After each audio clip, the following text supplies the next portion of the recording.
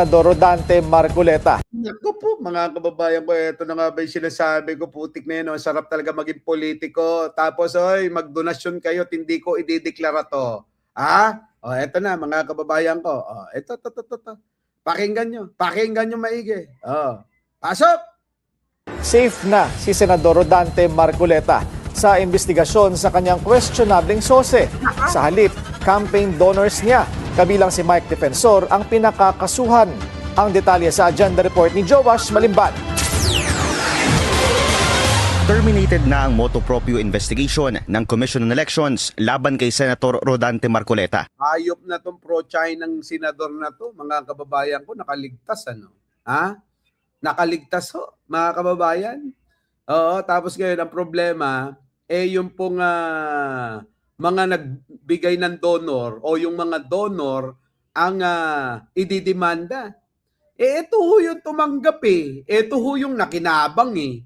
Tapos mga kababayan, yung nagbigay pa, yung yung pa yung mananagot. Saan kayo nakakita ng ganun? Mga kababayan ko, yung nakinabang, yun yung ligtas. Yung nagbigay, yun yung hindi pa ligtas. Yung pa yung may demanda. Pinagloloko tayo, mga kababayan ko. Oo. Pinagloloko tayo nito. Pasok! Kaugnay ng alleged discrepancies sa kanyang Statement of Contributions and Expenditures o SOSE. Tangina, demonyo-demonyo yung itsura, oh! Mga kababayan ko, tingnan nyo yung pagmumukha ni Marcoleta, sungay na lang ang kulang, di ba? Abay, kamukha niya na ho si Lucifer eh. O, ayan o, tingnan nyo yung mukha. Mga kababayan ko, tuloy. Sa botong 601, pinabura ng COMELEC Anbang si Marcoleta at sinabing walang sapat na ebidensya para sabihing nag-commit siya ng kahit na anong election offense. Oh, ayan, mga kababayan ko, ano magagawa natin dyan? Ano magagawa natin dyan? Ligtas na eh. May magagawa pa ba tayo dyan? Siyempre, yung COMELEC, magbabase lang din daw sila sa kung ano yung desisyon ng Korte Suprema. Di ba, mga kababayan? Magagawa nga naman natin. Kung si George Garcia nga, mga kababayan, wala ring nagawa. Tuloy. Nag-inhibit sa botohan si COMELEC Chairman George Garcia. Una nang iniulat ng Billionaire News Channel ang hindi pagkakatugma ng SOSE at declared SALE ni Marcoleta. Natuklasan din ng BNC na wala siyang declared donors o contributors sa kanyang naging election campaign kahit na umabot sa mahigit 100 milyong piso ang ginastos niya rito. Paliwanag ni Marcoleta, hindi niya pinangalanan ng kanyang campaign donors. Sarap, no? Ang sarap mag-money laundering sa politika, no? Halimbawa ho, may politiko na nag-donate sa inyo. Kahit ho magkano na i-donate, pwede nyo na hong hindi sabihin. Oo, pwede nyo nang hindi ideklara. Para nang sa ganon, mga kababayan ko, maging malinis yung pera.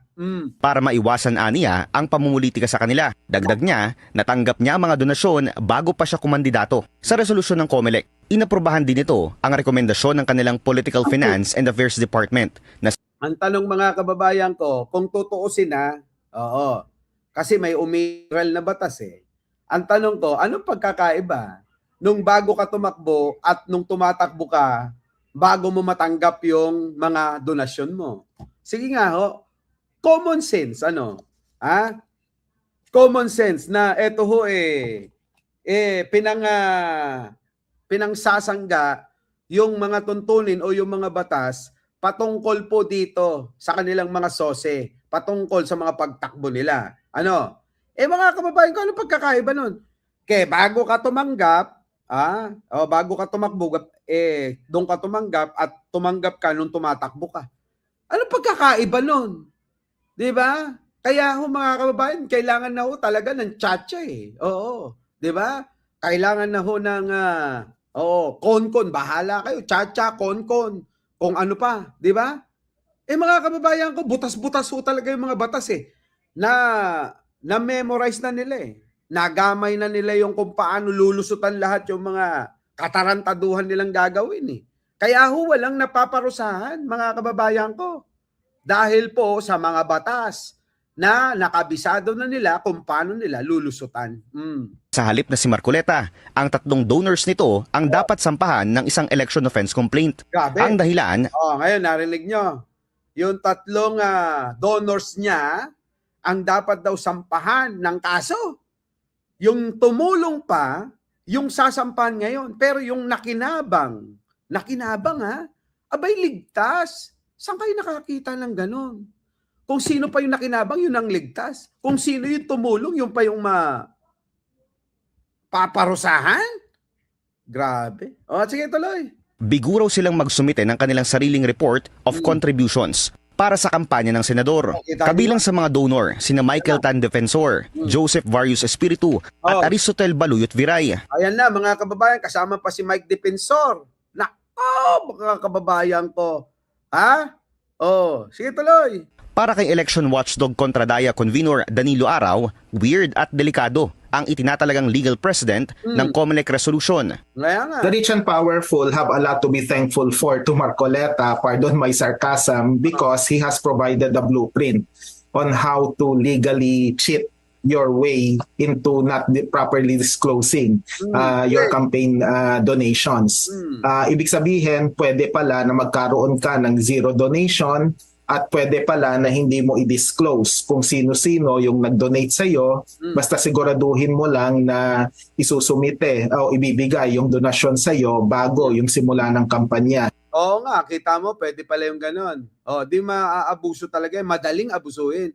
Boss Mike, bakit tahimik ngayon si Bobel? Sino yung Bobels? Oo, sino yung Babels? Di ko alam kung sino yan.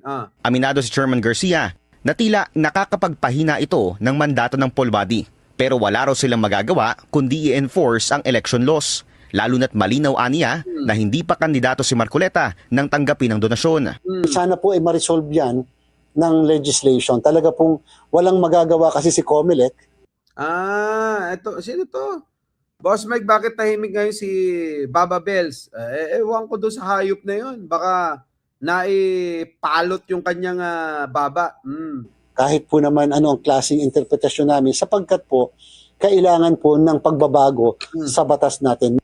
Bagaman terminated na ang Yun na nga, mga kababayan, kailangan talaga ng pagbabago sa batas para Ay, nako, Diyos ko, Pilipinas, talaga naman, ano ba yan?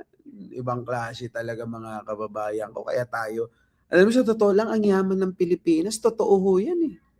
Napakayaman ng Pilipinas. Kung mayaman ang bansa, mayayaman din ang mga tao eh. Ganun eh. Kaya lang talaga itong mga hayop na mga politikong ito eh. Sindikato ho ang politika sa Pilipinas. Tandaan nyo. Ang number 1 na sindikato sa bansa ng Pilipinas ay etong mga politiko. Nakuha nyo, mga kababayan ko. Kasi kapag ikaw ay matinong politiko, ang gagawin netong mga sindikatong ito, pagtutulungan ka. Tulong-tulong sila para pabagsakin ka. Ganon. Tignan nyo ginagawa kay Pangulo. Matino, na nagtatrabaho, halos sa tingnan nyo, nangangayayat na nga ho eh. Anong ginagawa ng mga sindikato na ito? Yan, sila Sara Duterte, yung mga yan lahat, yung mga yan, sindikato ho. Yan ang number 1 sindikato na dapat sugpuin natin diyan sa Pilipinas, mga kababayan ko. Pag nawala ang sindikatong mga politiko na ito, doon na po lalago ang bayan natin, mga kababayan. Wala na hong ibang pag-asa. Kung hindi sugpuin talaga lahat itong mga politikong mga damulag na ito, itong walang kabusugan, itong mga akala mo madadala nila sa kanilang libingan, yung kanilang mga kayamanan, mga ukon, mga buwaya, mga walang ibang iniisip kundi yung sarili nila. Kita nyo ho? Yan, katulad nila Sara Duterte. Yan. Katulad nila, nila Bongo. Kita nyo, mga kababayan, budol din eh. Katulad nila Martin Romualdez, nila Saldico. Nitong si Axi, CWS. Party list. Di ba? Itong Garjola. Yan, mga yan. Hayop yan. Mga kababayan ko. Na mga kasabwat ng mga nakaupong mga kongresista at mga senador, mayor, mga governor. Lahat yan, mga kababayan ko. mga sindikato. Yan ang problema ng bansang Pilipinas. Itong mga putang inan to. Mga kababayan, kung may kapangyarihan lang tayo, isang ano lang ng kamay natin ganun, sana ho mamatay na lahat ang mga sindikato, mga parte ng sindikatong mga politikong ito. Mamatay na silang lahat. O mauuna sigurado diyan. Maghihilahan si Sara Duterte, itong mga Duterte at saka itong si Martin Romualdez. Maniwala kayo. 'Di ba? O yan, isa pa yan si Toby. Kita mo naman Halatang-halata mo naman, hindi na nga natutulog, kakabilang siguro ng pera yung hayop na yan. 'Di ba? Mga kababayan ko, tayo ang biktima. Tayo ang niloloko, tapos kampi pa tayo ng kampi sa mga putang inang yan. Mga kababayan ko. 'Di ba? Tayo kumakampi lang doon sa tingin natin, na alam natin na merong nais hangarin na mapabuti ang mga Pilipino. Wala namang iba nag-iisa lang Akala nyo yung mga nakadikit dyan Akala nyo katulong ni Pangulong Bongbong. Hindi ho. Yung mga yan, mga nakikinabang yung mga putang inang yan. Para ho sa kanilang sariling kapakanan. 'Di ba? Sipin nyo kasing maigi. Naku, ewan ko mga kababayan. Lahat mga sindikato. Sige. Ayan, tama. Ako ngayon mga kababayan, sa totoo lang kung sana kakayanin lang ni Nanay Lenny Si Leni Robredo, mga kababayan ko, pakinggan ninyo, ikukumpara ko lang Si Leni Robredo, mga kababayan ko, walang issue ng pagnanakaw. Walang issue ng political dynasty. Walang issue na mamamatay tao. Malinis mga kababayan ko pero, isipin nyo, Sara Duterte, pugad, ng pamilyang mamamatay tao. Pamilyang magnanakaw, political dynasty. Kita nyo halos lahat na sila. Si Digong, si Pulong, si Baste, si Sara. Kulang na lang mga kababayan, si Kitty, patakbuhin na nila 'Di ba? Lahat sila. Anak ni Pulong, halos lahat mga kababayan nakaupo bilang kongresista. Pag tinignan nyo yung mga pagmumukha mga kababayan, mukhang mga buhaya na papalaki na. Sige nga ho. Anong gagawin ng mga yan? Mamanahin nila yung katarantaduhan ng lolo nila. Mamanahin yung katarantaduhan ng tatay nila. Mamanahin yan. Kung ano yung kagawian ng lolo, kung ano yung kagawian ng tatay, syempre yun yung mamanahin ng mga anak.